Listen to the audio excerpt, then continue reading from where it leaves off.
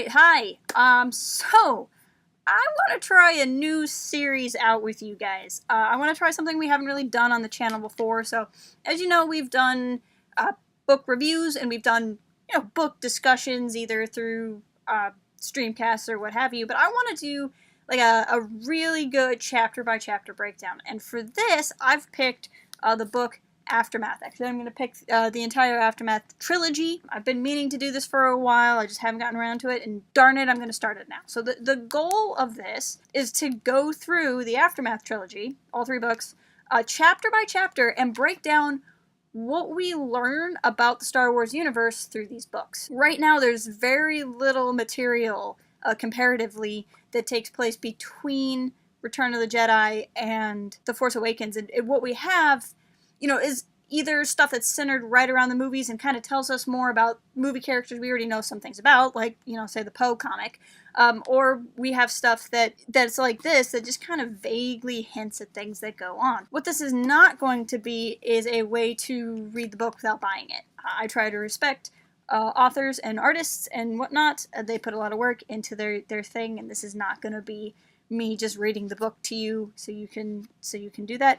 What this is going to be is more like a book study, like a book club, and I'm going to go through and not so much talk about the book itself, but talk about what this book is doing, what it's crafting for the galaxy at large, and how it kind of shapes what we know about the post-Return of the Jedi Star Wars universe. I'm getting really nerdy about it too. I have like an actual... This is paper, if you know what paper is. This is an ink pen, if you know what ink pens are. So I'm doing it up old school. I've never done a series like this before, so this is going to be a little bit experimental. My goal is to eventually tell you, what we're going to be discussing in the next video. So the idea is maybe you would read along with me and kind of know where I'm going to get to. This isn't going to be a particularly fast series. My goal is to get through all three books before episode 9 comes out, which is a long, long time, but I want to do that because instead of just piling through the book, which is what I did, I have read all three, and when I read them as fast as I could because they were amazing, but with this, I want to take my time and kind of really get out what's going on in this book. We're going to discuss some of the fiddly bits at the beginning of the book and the first interlude, and there's a lot in that first interlude, but that way, we can kind of put something in this video except for me babbling about future plans, but not make it too intensive in case you haven't done any reading yet. I should say, obviously, there's going to be spoilers. I will discuss spoilers for whatever chapter is in the title and anything earlier. I am going to try not to discuss spoilers for anything after, unless they are very, very pertinent to the point I'm making, and in which case I will warn you ahead of time. That said, with these fiddly bits at the beginning of the book, they tell us some very important things. So first off, there's this kind of like in lieu of crawl thing right at the beginning. It doesn't really say anything. That's title-wise. It says things, there's words, but it doesn't has a title. I just called it scroll. And what I found interesting is in it says the Emperor and Vader are rumored to be dead. Now, again, this takes place about a year after Return of the Jedi, and I just kind of like the idea that people don't really believe that the Emperor and Vader are dead. And understand, if people don't believe that Vader is dead, that means they also don't believe that Vader was redeemed. So and this kind of gets to the core of why I want to go through and do this series. We kind of unlearn what we've learned, to take a page out of Yoda's book, right?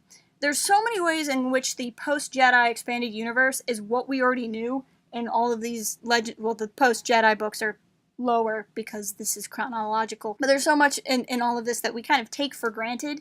If you've read Bloodline uses this kind of assumption very effectively, but we're not here to talk about Bloodline. And so this for me is a way to kind of deconstruct what I knew about post-Jedi Star Wars in Legends and reconstruct what's still there and what's different. So I really like this. It's easy for us, not that this is profoundly different from Legends, but we all know that the Emperor's dead. We all know that Vader's dead. We all know that he came back as Anakin Skywalker, as a Force ghost. But it's really easy to take that for granted and realize that the galaxy wouldn't necessarily think that. And they really, really drive that point home as you kind of get into this book. And what's also really interesting is in this crawl, in this scroll, if you will, it shows that the rebels didn't win an outright victory just because the Emperor was killed. And that is something that is mirrored in Legends. Legends very much had the warlord era with Thrawn, with Zinji, with Dala, a lot of kind of warring sub-factions, just basically anybody who still had a Star Destroyer thought they were pretty cool. And then we get to the actual prelude bit, and this is just like a speech by Admiral Akbar, may he rest in peace. And what's kind of interesting in this is Akbar says they want to stop the Empire. They want to flesh out, they want to destroy tyranny basically from the core to the outer reaches. And that really struck me because that made me wonder what the rebellion's goal is. It seems easy to say that the rebellion's goal is to defeat the Empire, but the Empire is not out all the way to the farthest reaches of the galaxy. So is the goal of the rebellion just to fight the Empire? Is it to just fight tyranny, and if they found a tyrannical government that wasn't the Empire, would they leave it alone? Is their goal to have alliances everywhere? Is their goal to at least get systems to be independent? Just kind of how much manifest destiny, basically, are the rebellions carrying? And maybe it's not much, but I thought that was interesting, and I want to know if this is just kind of like rhetoric to build up a crowd, or is this kind of saying something more about what Akbar sees for the future of the galaxy? And then we're going to get to Interlude 1. Interludes, if you are not familiar with Aftermath, first off, I wish you would really read along rather than let me kind of get into this for you. But Aftermath has chapters like any other books, but it has interludes too. And these interludes are often completely unrelated to the main story, often are their own kind of thing, but you'll also find through lines between Aftermath, Life, Debt, Aftermath, Empire's End. But we get to the first interlude, and this is just time-stamped then, right? So it's time-stamped then. So Interlude 1 is Monument Plaza on Coruscant. So this is a group of people that are tearing down a statue of Emperor Palpatine.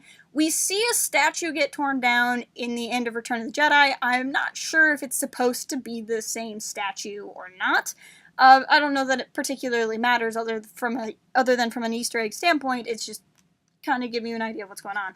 So this is the big celebration we see at the end of Return of the Jedi. And what's interesting to me about this is the end of Return of the Jedi makes, there's this big party, everyone's celebrating, we see Coruscant, the Ewoks are singing and probably eating stormtroopers because where did all the bodies go? All of this is going on, and it's so happy, and we're having a party on Endor, and the Force Ghosts are there. But what this shows is what started as a celebration on Coruscant turns into a violent protest, which I find really, really interesting. Again, it's right off the bat taking what you might assume you just know, what you might just take for granted because you grew up watching Return of the Jedi, and goes, but this is how it actually is. People don't believe the Emperor's dead. People think the celebrations are riots. The celebrations do become riots, because if you've ever watched a city after somebody won a sport, there's celebrations that turn into riots, and that's human nature. But I don't know, it was so intriguing to me, and it's a father and a son, and it's a father who is remembering stories he was told by his father with the Clone Wars, and he's kind of preparing his son for the war ahead, and it's this idea of, okay, yeah, he has to prepare his son for what's coming, but it's also sad because he has to prepare his son and teach his son to war.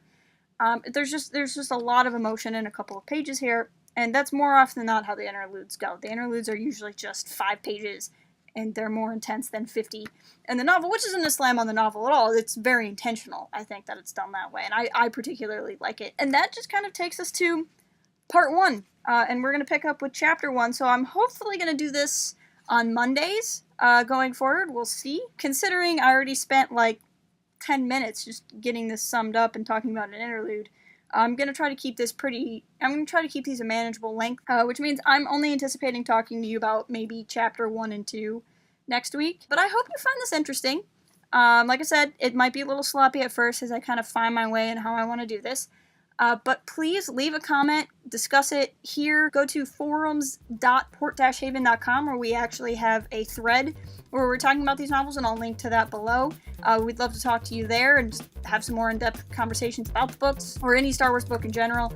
Follow us at Port Haven Forums on Twitter and visit port-haven.com, which is our blog site where you can find other material that we make. And until next time, keep it real.